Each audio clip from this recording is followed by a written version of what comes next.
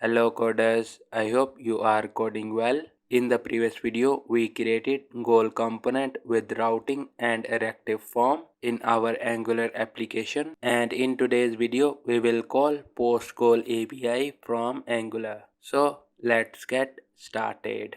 So in our Angular application, first of all, we need to create a method in the user service, and to do this, we will open user.service.ts. And in this file, let's copy this post workout method and let's paste this here. And after this, we need to update the method name, and we will replace this post workout with post goal.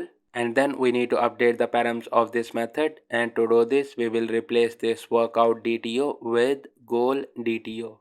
And after this, we need to update the API URL, and after the API slash, we will replace this workout with goal.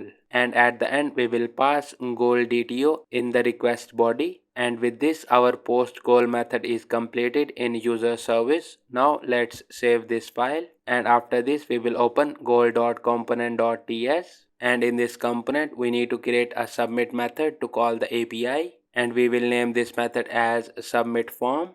And in the body of this method, we will use user service, and then we will call post goal method. And in the params of this method, we need to pass the goal data, and we can get this data from our goal form. And to do this, we will write this dot goal form, and after this, to get the data, we will call dot value, and then we will subscribe the response, and we will name this as res, and we will write an arrow function. And after this, to handle the errors, we will write error function as well. And in the case of error, we will use ng-message service, and we will show the message as error while posting goal. And after this, in the case of success, we will again use ng-message service, and we will show the message as goal posted successfully. And after the success of this API call, we need to clear the inputs of our goal form. And to do this, we will use our goal form, and after this, we will call reset method. And with this, our submit form method is completed in the goal component. Now let's save this file.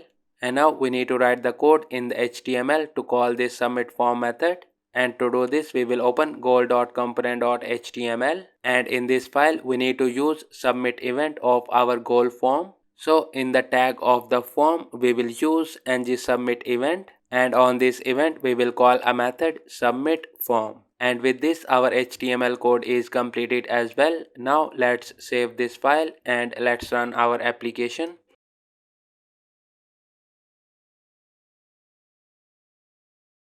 And as you can see, our application is up without any errors. Now let's go to the browser and let's validate the functionality of our post goal API call. And in the browser, we will click on this goal menu. And after this, we need to enter the data in this goal reactive form. And for the description, I will give it as 5 kg weight loss. And after this, we need to select the start date, and let's give it as 23. And after this, we need to select the end date, and let's give it as 31. And as you can see, our post goal button got enabled. And now let's click on this post goal button.